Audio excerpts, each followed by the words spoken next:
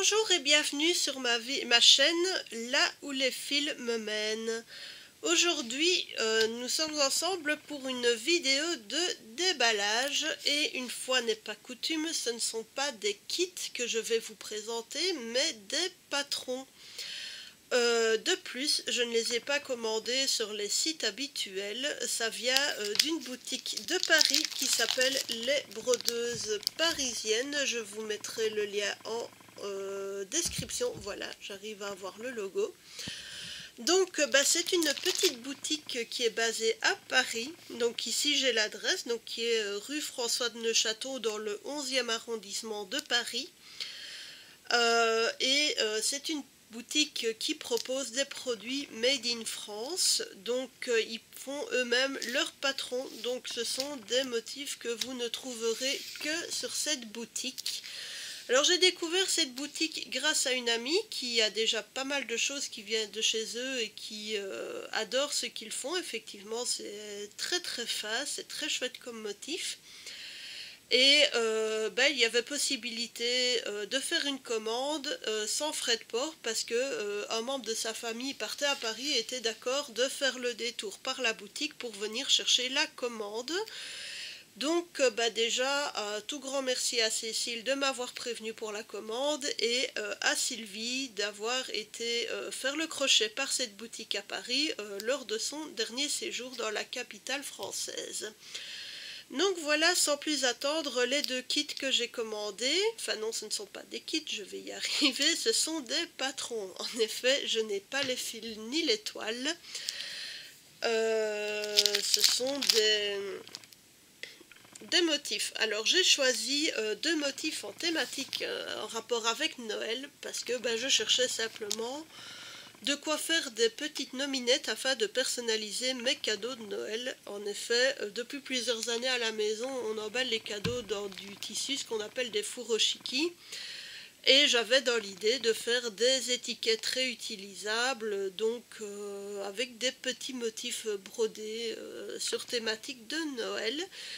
Et comme sur ce site, les brodeuses parisiennes, ils ont régulièrement des thématiques en fonction des différentes fêtes et des saisons.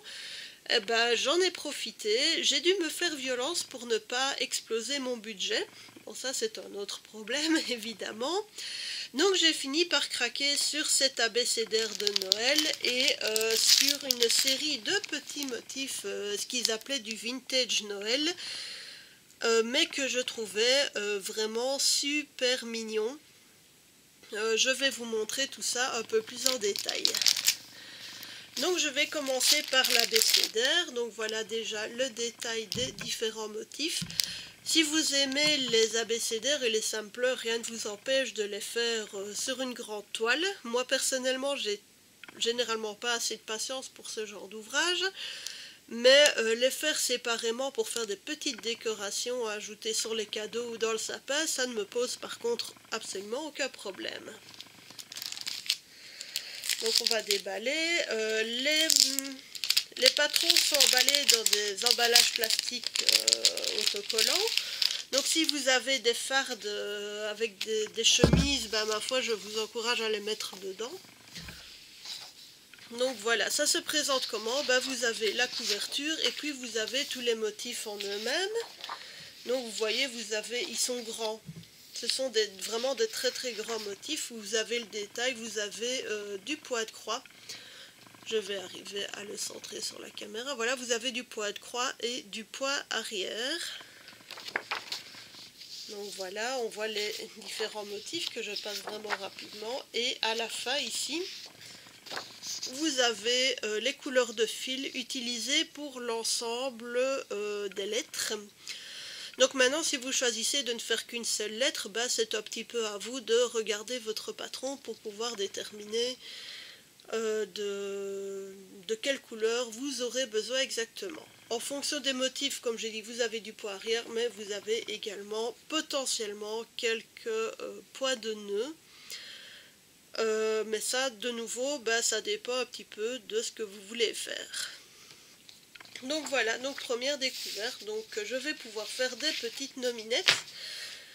Mais en réfléchissant à ça, pendant que je réfléchissais à ma commande, je me suis rendu compte que dans ma famille et mes amis proches, il y avait pas mal de personnes dont les prénoms ou les surnoms commençaient par les mêmes lettres. Donc je me suis dit, faire plusieurs fois la même lettre, bah, ça va faire un peu dommage, ça fait un peu manque d'imagination. Donc j'ai cherché après des motifs un petit peu différents, même si je pouvais faire la même lettre avec... on va dire différentes couleurs en changeant la gamme de couleurs, mais enfin quand c'est pour amener au même endroit, je trouve que c'est un petit peu dommage. Mon côté un petit peu perfectionniste sans doute, et donc bah, j'ai opté pour ce deuxième set de motifs où là on est plus sur des petits motifs vintage, Noël,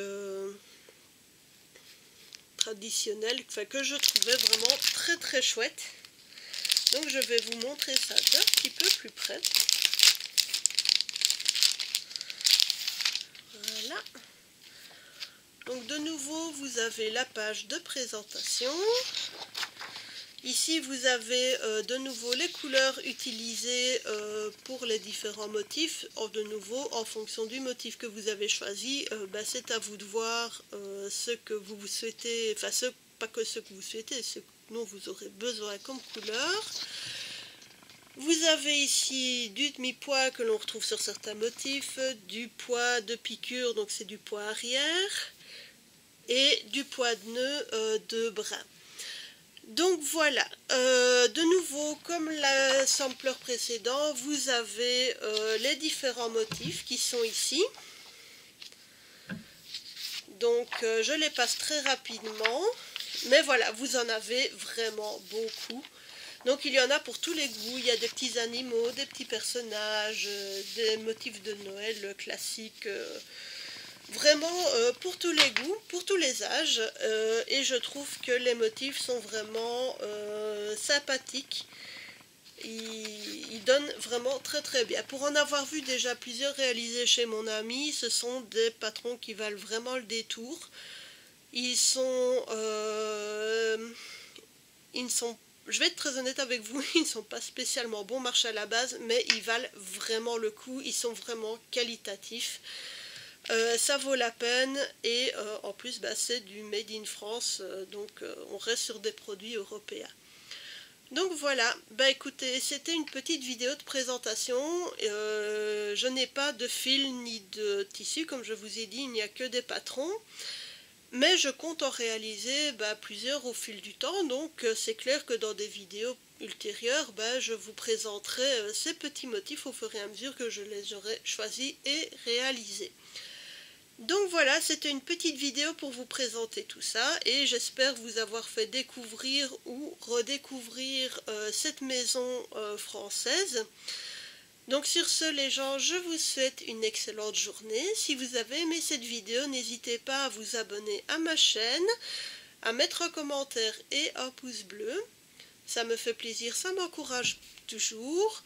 Et je vous souhaite à toutes et à tous une excellente journée, et surtout, prenez soin de vous.